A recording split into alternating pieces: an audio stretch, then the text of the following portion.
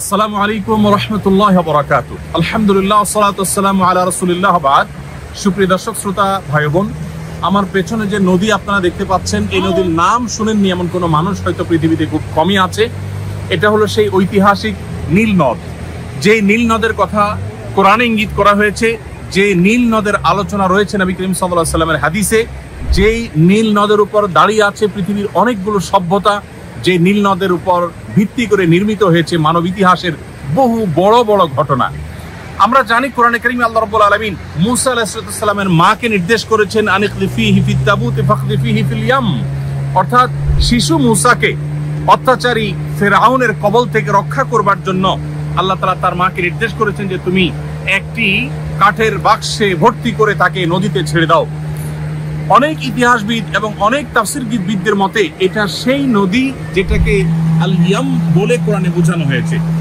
এছাড়া বুখারী এবং মুসলিম একযোগে বর্ণনা করেছে যে প্রিয় নবী সাল্লাল্লাহু আলাইহি সাল্লাম মেরাজে আল্লাহ রাব্বুল আলামিনের অসংখ্য যে কুদরত তিনি প্রত্যক্ষ করেছেন, তার মধ্যে থেকে একটি কুদরত ছিল যে আল্লাহ রাব্বুল আলামিন তাকে 4টি নদী দেখিয়েছেন।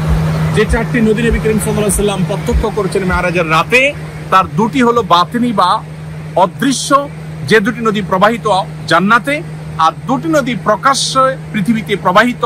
তার একটি হলো এই নীল, আরেকটি হলো ইরাকের ফুরাত। এবং এই দুটি নদী সম্পর্কে নবী সাল্লাল্লাহু আলাইহি সাল্লাম বলেছেন এই দুটি এবং জান্নাতে প্রবাহমান যে দুটি নদী, এই উভয় বরং 4টি নদীর মূল সূত্র হলো সিদরাতুল মুনতাহার গোড়া। কিভাবে সেখান থেকে এটি প্রসারিত হয়েছে, প্রবাহিত হয়েছে, সেটা একমাত্র আল্লাহ তাআলা ভালো জানেন। এর দুনিয়াতে বা বাহ্যিক যে এর সোর্স বা মূল সূত্র যেখান থেকে এটি শুরু বা প্রবাহিত হয়েছে, আমরা এখানকার স্থানীয়দের বক্তব্য অনুযায়ী সেরকম একটা জায়গায় অবস্থান করছি, যেটা উগান্ডার কাম্পালার ঠিক কাছে অবস্থিত। এখান থেকে এই নীল নদ প্রবাহিত হয়ে এই পানিগুলো চলে গিয়েছে এখান থেকে 6650 কিলোমিটার দূর পর্যন্ত। সুবহানাল্লাহ, আল্লাহ তাআলা একটা সৃষ্টি কত বিশাল হতে পারে, কত বড় হতে পারে, তার জ্বলন্ত একটা সাক্ষী হলো এই নীল নদ। যে নীল নদের এক পাশ থেকে আরেক পাশ অনেক বেশি বড় নয়, কিন্তু এই পানিটা প্রবাহিত হতে হতে উগান্ডার বুক চিরে, সুদানের বুক চিরে, ইথিওপিয়ার বুক চিরে সেই সুদূর মিশর পর্যন্ত চলে গেছে। এবং এই মরুভূমির দেশ মিশর টিকে আছে মূলত এই নদের উপরে, এই নদের পানির উপরে। আল্লাহ রাব্বুল আলামিনের বহু কুদরতের সাক্ষী, বহু ইতিহাসের সাক্ষী, বহু সভ্যতার সাক্ষী এবং কোরআন এবং সুন্নাহর আলোকে বহু গুরুত্বপূর্ণ তথ্যের সাথে যার সংযোগ রয়েছে, এটা সেই ঐতিহাসিক নীল নদ। আল্লাহ রাব্বুল আলামিন তার এই সমস্ত সৃষ্টি থেকে আমাদেরকে শিক্ষা গ্রহণ করবার তৌফিক দান করেন। একটি তথ্য আমরা জানিয়ে রাখি যে নীল নদকে আমরা যদিও অনেকে জানি, নীল নদকে আমরা অনেকে মনে করি এর পানি নীল, এজন্য হয়তো নীল নদ বলা হয়। মূলত নীল এটি সেই গ্রিক শব্দ থেকে এসেছে। অনলাইনে সার্চ করলে আমরা অনেকেই দেখতে পাবো।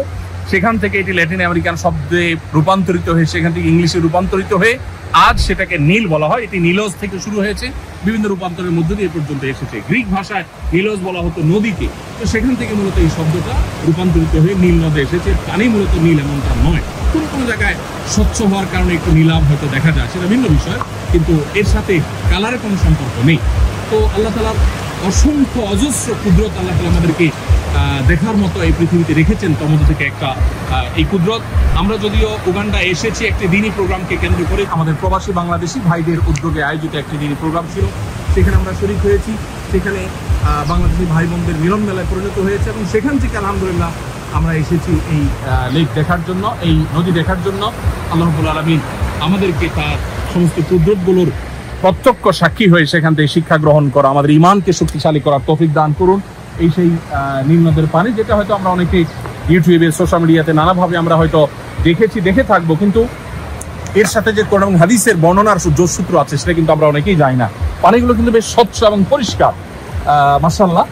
এবং অনেক মাছ কিন্তু আমরা দেখতে পেয়েছি এখানে, এবং আমরা এখানে পাশে একটা রেস্টুরেন্টে ইনশাআল্লাহ আজকে দুপুরের খাবার খাবো এই নদীর মাছ ফ্রাই করে। আলহামদুলিল্লাহ এখানে তেলাপিয়া হয়ে থাকে প্রচুর পরিমাণ, এবং পানকড়ি গাছে আমরা দেখতে পাচ্ছি প্রচুর পরিমাণ পানকড়ি তারা এখানে অবস্থান নিয়েছে। এই নদীর পানি থেকে তারা রিজিক আহরণ করে তারা সেখানে সমবেত হয়, আবার এখান থেকে তারা চলে যায়। এটা তাদের মিটিং পয়েন্ট বলতে পারি। তো আল্লাহ তাআলার এই কুদরতের সাক্ষী হতে পেরে সত্যি আমরা অনেক বেশি আনন্দিত, গর্বিত। আল্লাহ রাব্বুল আলামিনের কাছে শুকর আদায় করি। এবং আমাদের সাথে আলহামদুলিল্লাহ টিম মেম্বারদের মধ্যে শেখ আব্দুল্লাহ সাইফুল্লাহ ভাই সহ অন্যান্য ভাই ব্রাদার যারা আছেন, সবাইকে ধন্যবাদ। সবাই মিলে আমরা আল্লাহ তাআলার একটা কুদরতকে প্রত্যক্ষ করলাম, আল্লাহ কুদরতের সাক্ষী হলাম। আল্লাহ রাব্বুল আলামিন নীল দেখার সুযোগ দিয়েছেন, আল্লাহ যেন ফোরাত যেন দেখান। আর তার চাইতে বড় আল্লাহর কাছে আবদার বা আল্লাহর কাছে দোয়া এবং দাবি হলো, আল্লাহর কাছে চাওয়া হলো, নবী সাল্লাল্লাহু আলাইহি ওয়াসাল্লাম যে 4টি নদী রেখেছেন মেরাজে, তার একটি তো দেখলাম, আরেকটি হয়তো দেখতে পাবো ইনশাআল্লাহ। আসল যে দুটি জান্নাতে আছে, আল্লাহ যেন সেগুলো আমাদেরকে প্রত্যক্ষ করার তৌফিক দান করেন। জাযাকুমুল্লাহ খাইর।